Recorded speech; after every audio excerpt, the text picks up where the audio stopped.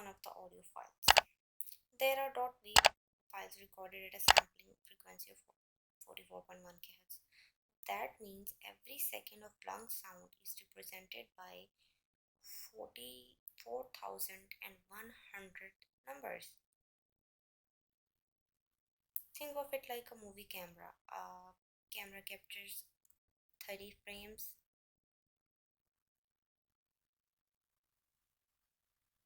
per second, and an audio recorder captures 44,000 frames per second. That's how detailed the sound is.